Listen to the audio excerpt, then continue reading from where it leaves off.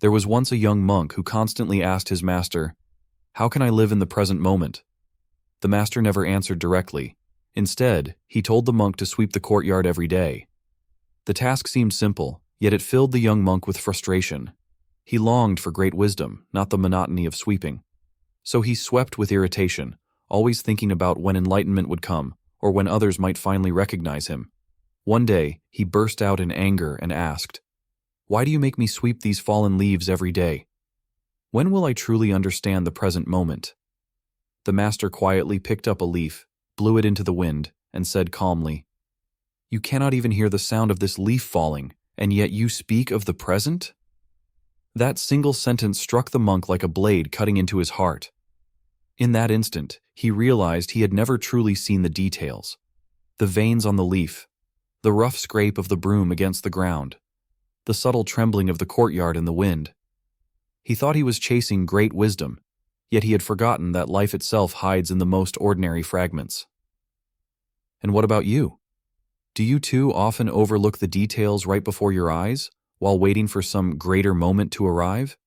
Do you focus so intently on the results ahead that you lose all sensation of what your hands are doing now?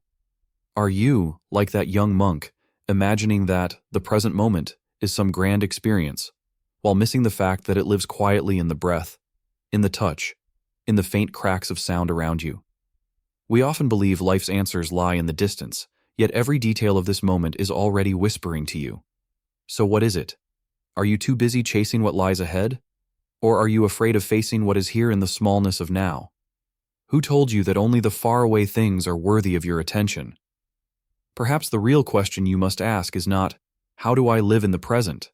but rather, "When the present is hidden in the details, why do you still run away?" This is the ultimate problem we must confront. You might think you are merely overlooking details once in a while, but the truth runs far deeper. Psychologist Carl Jung once said that the human unconscious is like a dark forest, filled with suppressed fears and desires. You cannot see them clearly, yet they silently shape your choices. When you cannot stop and feel the now, it is not simply because of busyness. It is because the unconscious fears emptiness and silence. Freud pointed out that the human mind operates through avoidance and projection. We would rather fix our attention on future plans or past regrets than confront the plain reality before us. Why? Because details are too raw. They expose you to the naked truth, that life exists only here, only in this very breath. And your mind resists this simplicity, so it flees into grand fantasies, into plans, ambitions, dreams, or even into pain and remorse. The sixth patriarch Huineng once said, "How astonishing, the true nature, originally pure." Do you see? The present moment is not something to be acquired. It is what remains when you stop running. Yet letting go is harder than chasing. Why? Because culture, education, and identity all whisper in your ear. Only running forward has value, only results carry meaning. Here lies the paradox.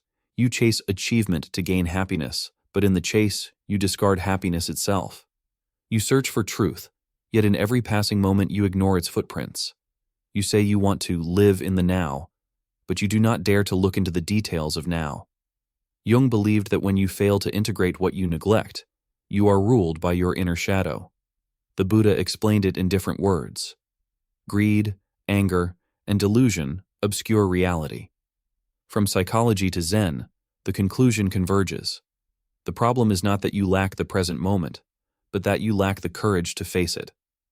So the question becomes, if details are the gateway to reality, why do you still turn away? If the now is already here, why choose to wander in illusion? Perhaps you begin to realize the tunnel runs far deeper than you imagined, so deep that you must question what it truly means to see. You might believe that overlooking details is a small matter, but its consequences quietly seep into your life. Picture this. At a family dinner table, the parents are scrolling on their phones, the child is staring into space, and each person is lost in their own world. No one truly sees the expressions on each other's faces.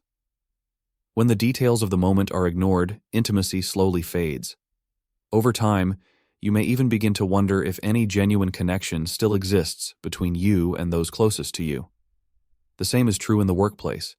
You rush to finish tasks, yet fail to notice the fatigue in a colleague's eyes, or the disappointment hidden in their words. Details are missed, cracks form in relationships. On the surface, people continue interacting as usual, but beneath it, an invisible wall grows taller, keeping hearts apart.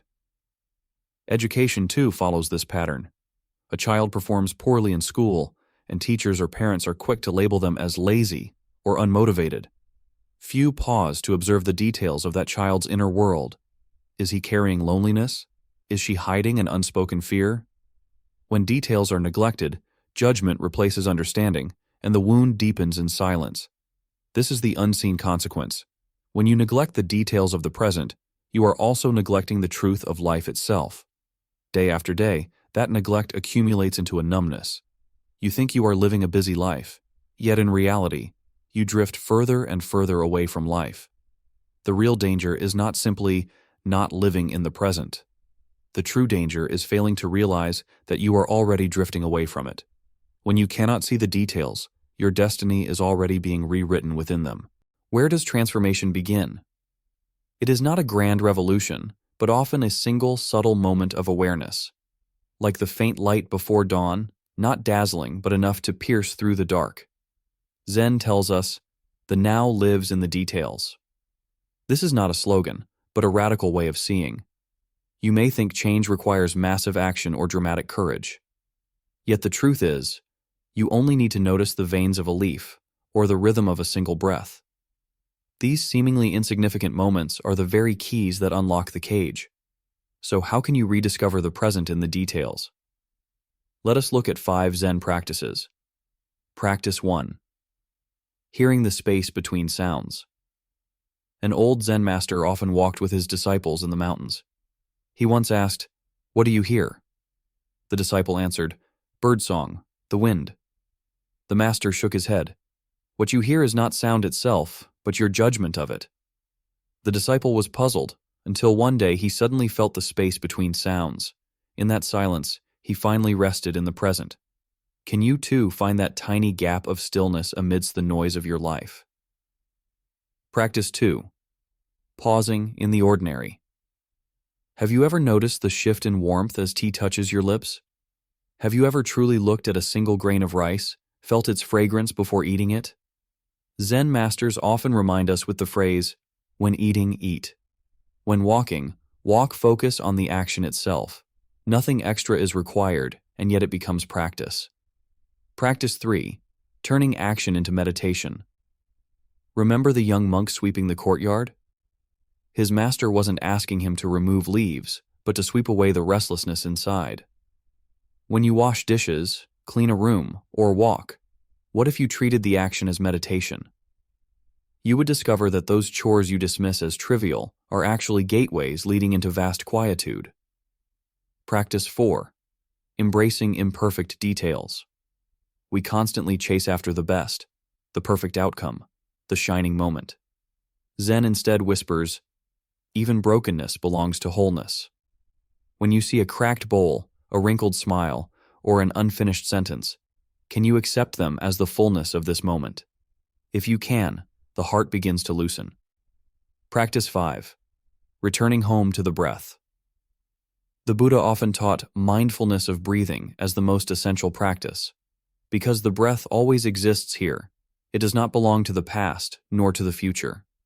When you feel anxious, afraid, or alone, bring your attention back to your breathing. Inhale, and you sense life entering. Exhale, and you sense life releasing. This gentle exchange is your most intimate dialogue with the now. You might wonder, can such small practices really change a life? But remember, every wound begins to heal the moment you see it clearly. You do not need to arrive at wholeness all at once. You need only to learn how to rest in each detail. When you can hear the sound of a falling leaf, you will also hear the sound of your own heart. When you can see completeness in a bowl of rice, you will also see the completeness of life. When you can pause inside a single breath, you will discover a shore within the rushing river of time.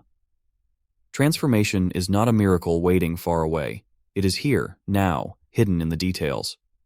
And here, that is where the bars of the cage first begin to loosen. The wisdom of Zen also tells us, True freedom is not found in having everything, but in not being trapped by anything.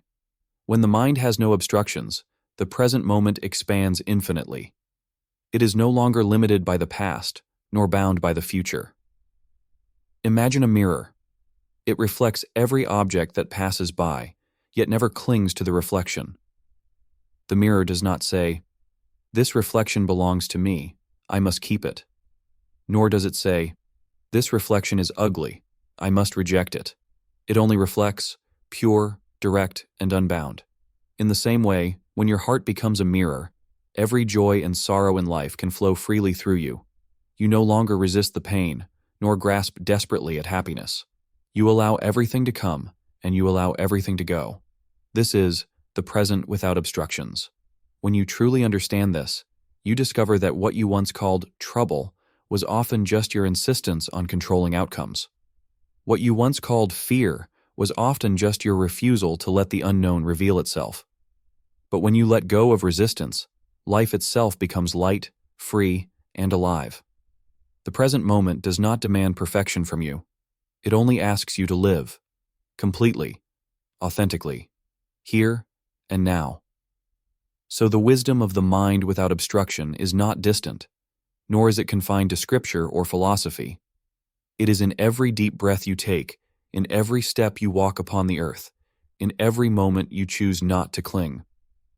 At that instant, you discover the present is not something to chase, but something you already hold in your own two hands.